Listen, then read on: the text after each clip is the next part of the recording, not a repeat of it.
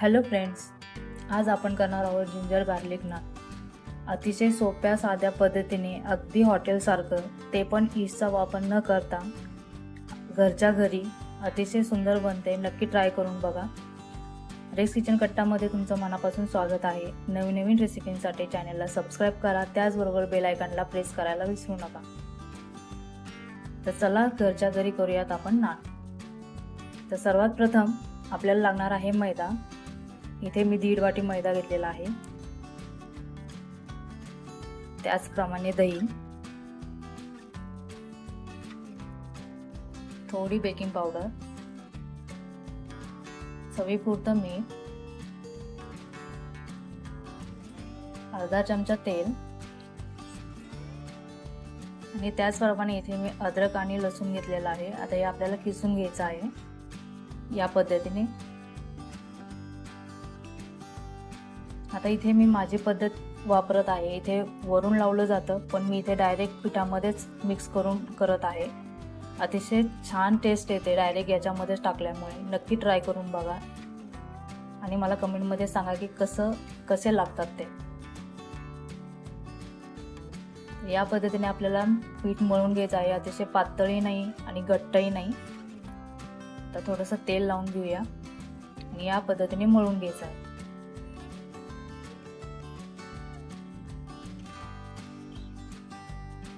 छान कुस्करून आपल्याला मळून घ्यायचं आहे।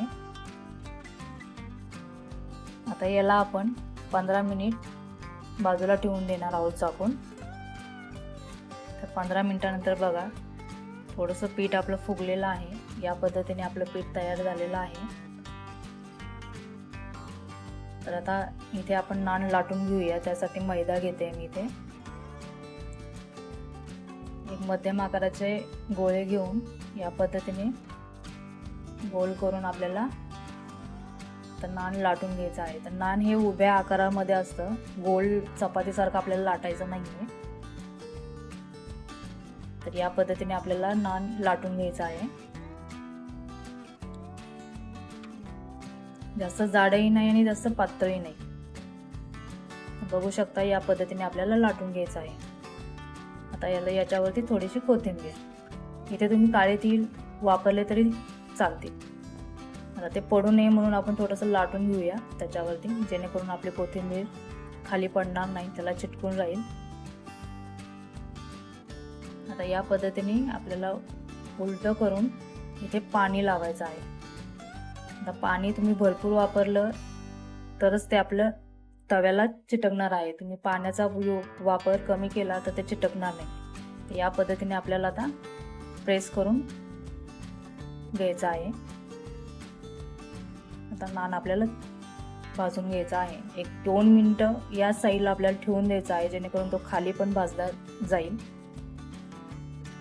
1-2 मिनिटानंतर बघा, आता तवा उलटा करायचा आहे।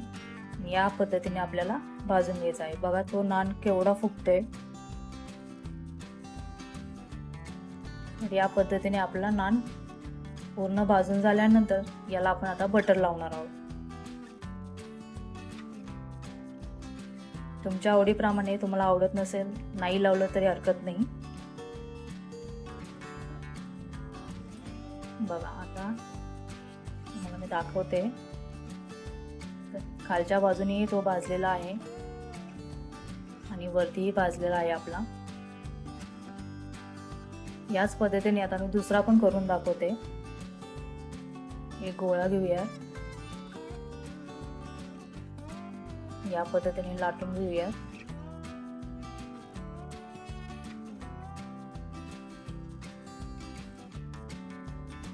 आता इथे थोडीशी कोथिंबीर,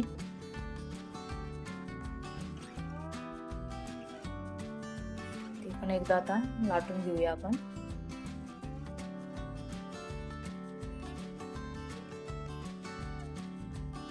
पलटी करून ह्याला पाणी लावून घ्यायचं आहे आपल्याला।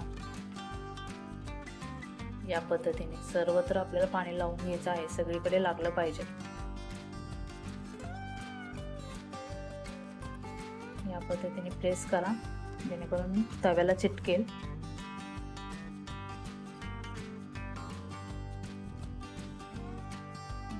आता तवा उलटा करून बघा.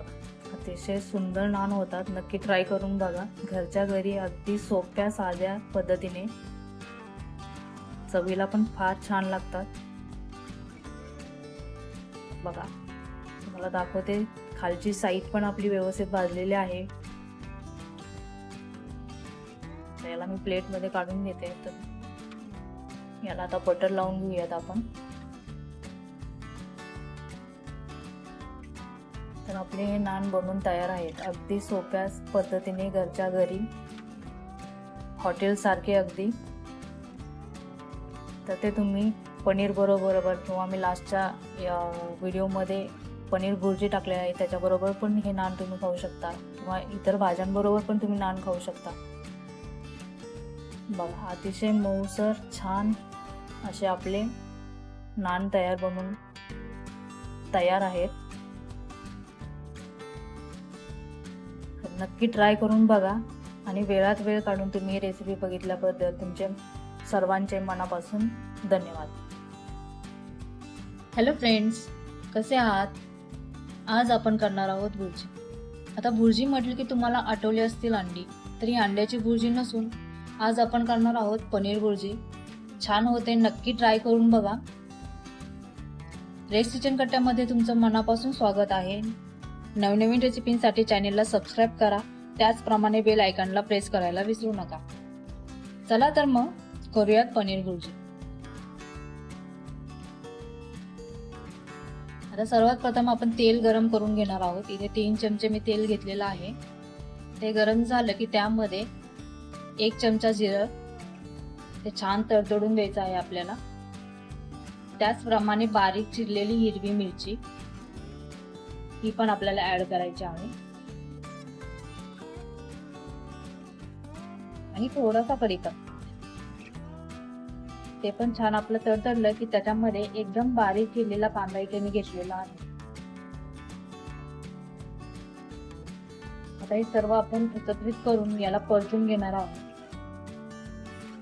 आता कांदा भाजण्यासाठी नेहमी थोडंसं मीठ यूज करायचं, जेणेकरून आपला कांदा हा लवकर सरतला जातो.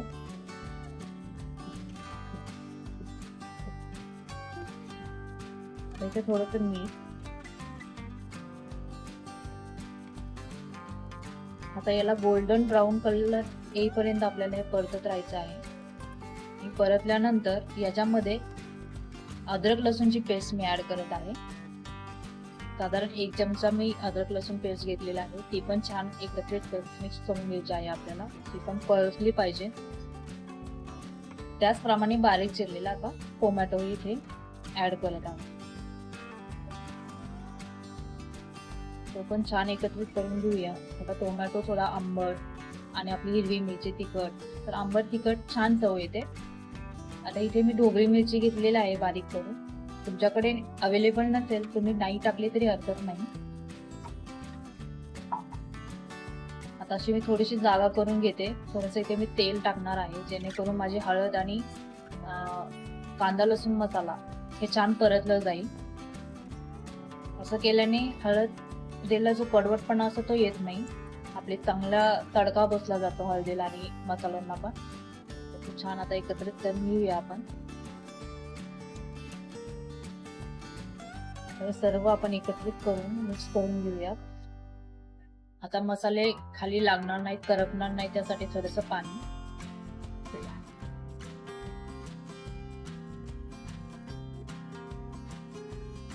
ते छान एकत्रित करून आपल्याला याला 1 मिनिट आपल्याला ठेवून देत आहे झाकून.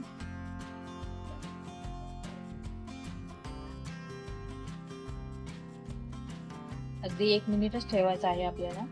1 मिनिटानंतर आपण बघू शकतो टोमॅटो मऊसर झालेला आहे. ढोबळी मिरची पण हलकीशी मऊशी झालेली आहे. तर इथे मी पनीर घेतलेलं आहे किसून. साधारण 250 ग्रॅम आहे हे पनीर. या पद्धतीने किसून घेतलेलं आहे मोठ्या किसणीने. तर ते आपण याच्यामध्ये ऍड करूयात.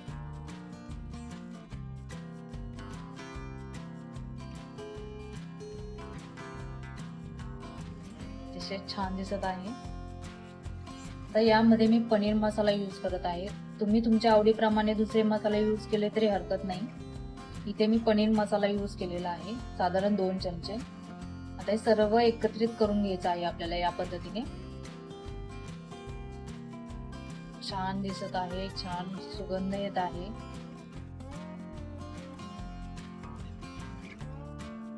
चवीपुरतं मीठ.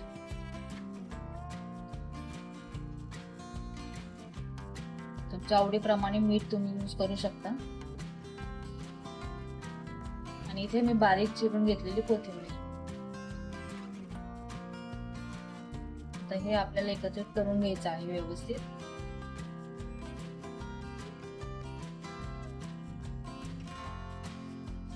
आणि याला साधारण 4 ते 5 मिनिट आपल्याला याला गॅसवर शिजवून घ्यायचं आहे. पनीरला वेळ लागत नाही शिजायला, त्यामुळे 4 ते 5 मिनिटांमध्ये आपलं पनीर हे चांगल्या पद्धतीने शिजून होऊन जातं. जास्त वेळ ठेवण्याची गरज नाहीये. आता एक 5 मिनिटांनंतर आपलं पनीर बनवून तयार झालेलं आहे. आता इथे मी सर्विंग प्लेट घेते. तर बघा, अतिशय सुंदर बघू शकता. आता इथे लिंबू, त्याचप्रमाणे गोल चिरून घेतलेला कांदा वापरत आहे मी. प्रेझेंटेशन जेवढं छान तेवढं डिश आपल्याला खावीशी वाटते.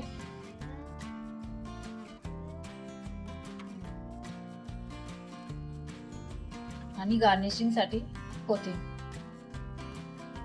अप्रतिम दिसत आहे बघा तुम्ही.